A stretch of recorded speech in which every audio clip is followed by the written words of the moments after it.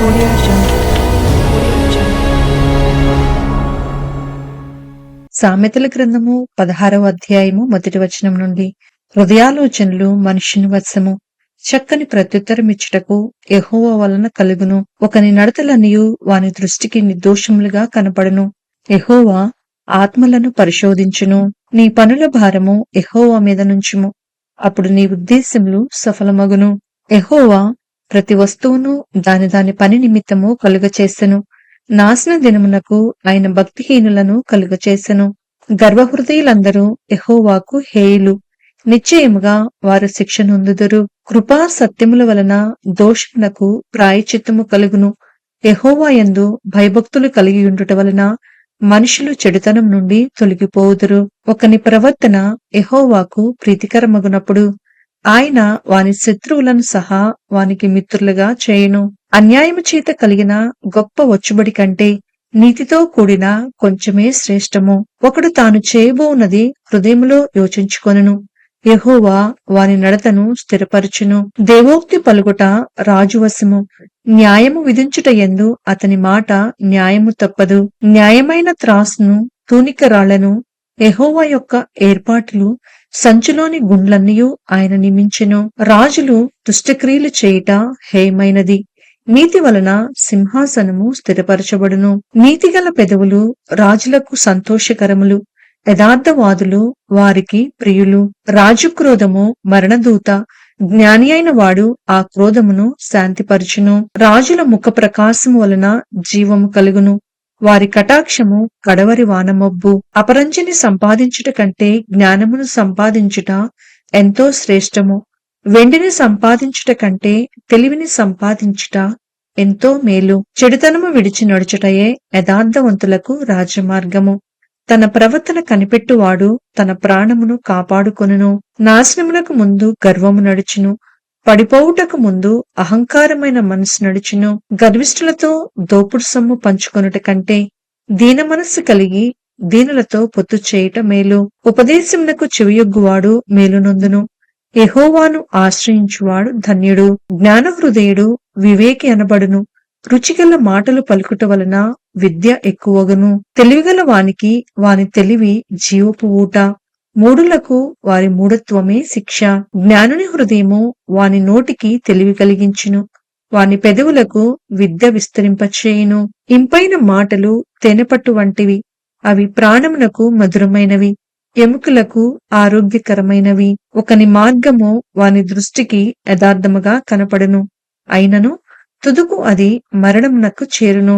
కష్టము చేయు వాని ఆకలి వాని కొరకు వాని చేత కష్టము చేయించును, వాని కడుపు వానిని తొందరపెట్టును. పనికి మాలిన వాడు కీడును త్రవ్వి పైకెత్తును, వాని పెదవుల మీద అగ్ని మండుచున్నట్లున్నది. మూర్ఖుడు కలహము పుట్టించును, కొండెగాడు మిత్రభేదము చేయును. బలత్కారి తన పొరుగు వానిని లాలన చేయును, కాని మార్గములో వాణ్ణి నడిపించును. కృత్రిమములు కల్పింపవలెనని కన్నులు మూసుకొని తన పెదవులు బిగబెట్టువాడే కీడు పుట్టించువాడు. నెరసిన వెంట్రుకలు సొగసైన కిరీటము, అవి నీతి ప్రవర్తన కలవానికి కలిగియుండును. పరాక్రమశాలి కంటే దీర్ఘశాంతము కలవాడు శ్రేష్ఠుడు. పట్టణము పట్టుకొని వానికంటే తన మనస్సును స్వాధీనపరుచుకునివాడు శ్రేష్ఠుడు. చీట్లు ఒడిలో వేయబడును, వాటి వలన తీర్పు యెహోవా వశము.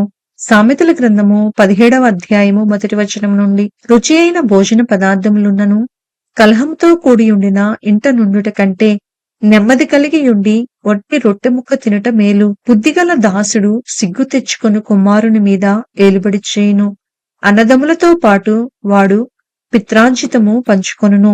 వెండికి మూస తగినది, బంగారునకు కొలిమి తగినది, హృదయ పరిశోధకుడు యెహోవాయే. చెడు నడవడి గలవాడు దోషపు మాటలు వినును, నాలుక హానికరమైన మాటలు పలుకుచుండగా అబద్ధికుడు చెవియొగ్గును.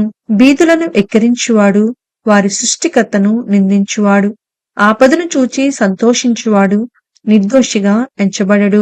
కుమారుల కుమారులు వృద్ధులకు కిరీటము, తండ్రులే కుమారులకు అలంకారము. అహంకారముగా మాటలాడుట బుద్ధిలేని వానికి తగదు, అబద్ధమాడుట అధిపతికి బొత్తిగా తగదు. లంచము దృష్టికి మాణిక్యము వలె నుండును, అట్టివాడు ఏమి చేసినను దానిలో యుక్తిగా ప్రవర్తించును. ప్రేమను వృద్ధి చేయగోరువాడు తప్పిదములు దాచిపెట్టును. జరిగిన సంగతి మాటిమాటికి ఎత్తువాడు మిత్రభేదము చేయును. బుద్ధిహీనునికి 100 దెబ్బలు నాటునంత కంటే బుద్ధిమంతునికి ఒక గద్దింపు మాట లోతుగా నాటును. తిరుగుబాటు చేయువాడు కీడు చేయుటకే కోరును. అట్టివాని వెంట క్రూరదూత పంపబడును. పిల్లులను పోగొట్టుకొనిన ఎలుగుబంటిని ఎదుర్కొనవచ్చును కాని మూర్ఖపు పనులు చేయుచున్న మూర్ఖుని ఎదుర్కొనరాదు. మేలుకు ప్రతిగా కీడు చేయువాని ఇంట నుండి కీడు తొలగిపోదు. కలహారంభము నీటిగట్టున పుట్టుఊట. వివాదము అధికము కాక మునిపే దాన్ని విడిచిపెట్టుము. దుష్టులు నిర్దోషులని తీర్పు తీర్చువాడు, నీతిమంతులు దోషులని తీర్పు తీర్చువాడు వీరిద్దరును యెహోవాకు హేయులు. బుద్ధిహీనుని చేతిలో జ్ఞానము సంపాదించుటకు సొమ్ముండనేలా, వానికి బుద్ధి లేదు కదా. నిజమైన స్నేహితుడు విడువక ప్రేమించును. దుర్దశలో అట్టివాడు సహోదరుడుగా నుండును. తన పొరుగువానికి జామీను ఉండి పూటపడువాడు తెలివిమాలినవాడు. కలహప్రియుడు దుర్మార్గప్రియుడు. తన వాకిండ్లు ఎత్తు చేయువాడు నాశనము వెదుకువాడు. కుటిల వర్తనుడు మేలు పొందడు. మూర్ఖముగా మాటలాడువాడు కీడులో పడును. బుద్ధిహీనుని కనినవానికి వ్యసనము కలుగును. తెలివిలేని వాని తండ్రికి సంతోషము లేదు. సంతోషము గల మనస్సు ఆరోగ్య కారణము. నలిగిన మనసు ఎముకలను ఎండిపోజేయును. న్యాయవిధులను చెరుపుటకై దుష్టుడు ఒడిలో నుండి లంచము పుచ్చుకొనును. జ్ఞానము వివేకము గలవాని ఎదుటనే ఉన్నది. బుద్ధిహీనువి కన్నులు భూదిగంతములలో ఉండును.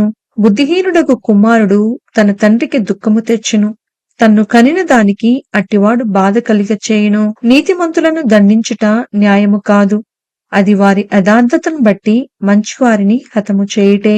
మితముగా మాటలాడువాడు తెలివిగలవాడు. శాంత గుణము కలవాడు వివేకము కలవాడు. ఒకడు మూఢుడైనను మౌనముగా నుండిన ఎడల జ్ఞాని అని ఎంచబడును. అట్టివాడు పెదవులు మూసుకొనగా వాడు వివేకి అని ఎంచబడును. సామెతల గ్రంథము 18వ అధ్యాయము 1వ వచనం నుండి. వేరుండగోరువాడు స్వేచ్ఛానుసారముగా నడుచువాడు. అట్టివాడు లెస్సైన జ్ఞానమునకు విరోధి. బుద్ధిహీనుడు వివేచనయందు సంతోషింపక తన అభిప్రాయములను బయలుపరచుటయందు సంతోషించును. భక్తిహీనుడు రాగానే తిరస్కారము వచ్చును. అవమానము రాగానే నిందవచ్చును. మనుష్యుని నోటి మాటలు లోతు నీటి వంటివి.